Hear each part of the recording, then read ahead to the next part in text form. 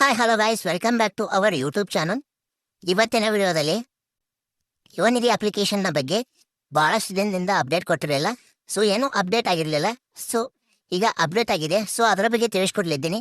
So ಭಾಳ ಜನ ಏನೇನು ಕಮೆಂಟ್ ಮಾಡಿದ್ದಾರೆ ಅಂದರೆ, ವಾಟ್ಸಪ್ ಮೆಸೇಜ್ ಬಂದಿದ್ದು ಸೆಲ್ಫ್ ಡಿಕ್ಲರೇಷನ್ ಮಾಡ್ಬೇಕಂತೇಳಿ. ಸೊ ಆದರೆ ಅಲ್ಲಿ ಸೆಲ್ಫ್ ಡಿಕ್ಲರೇಷನ್ ಮಾಡ್ಲಿಕ್ಕೆ ಹೋದರೆ ಡಾಟಾ ಪೇಚ್ ಆಗ್ತಿಲ್ಲ.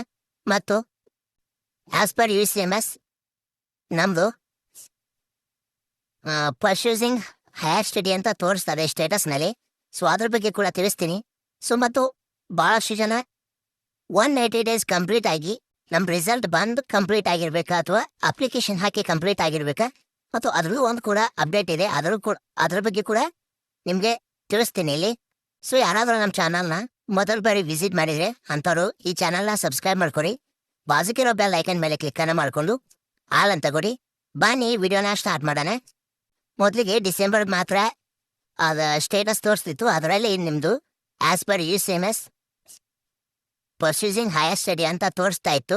ಸೊ ಈಗ ಜನವರಿದು ಅಪ್ಡೇಟ್ ಮಾಡಿದ್ದಾರೆ. ಸೊ ಈಗ ಯಾವ ರೀತಿಯಾಗಿ ತೋರಿಸ್ತಿದೆಯಲ್ಲ, ಸೊ ಈ ಒಂದು ಅಪ್ಡೇಟ್ ನಿಮಗೆ ಫಸ್ಟ್ ಮಂತ್ ಅಮೌಂಟ್ ರಿಶ್ಯೂ ಆದಮೇಲೆ ಅಪ್ಡೇಟ್ ಆಗುತ್ತೆ. ಈ ಒಂದು ಸ್ಟೇಟಸ್ ತೋರಿಸ್ತಾ ಇದೆಯಲ್ಲ, ಈ ಒಂದು ಸ್ಟೇಟಸ್ ನಿಮ್ಮ ಒಂದು ಫಸ್ಟ್ ಪೇಮೆಂಟ್ ರಿಶ್ಯೂ ಆದಮೇಲೆ ನಿಮಗೆ ಮತ್ತೆ ಅಪ್ಡೇಟ್ ಆಗುತ್ತೆ.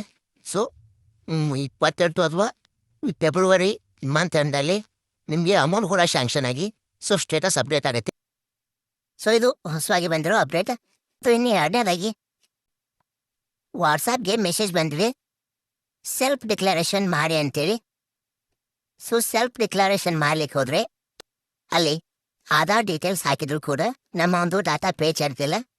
ಸೊ ಅಂಥವ್ರು ಏನು ಮಾಡಬೇಕು ಅಂದ್ರೆ, ನಿಮ್ಮ ಒಂದು ಫಸ್ಟ್ ಪೇಮೆಂಟ್ ರಿಸೀವ್ ಆಗೋವರೆಗೂ ನಿಮಗೆ ಅದೇ ರೀತಿಯಾಗಿ ತೋರಿಸುತ್ತೆ.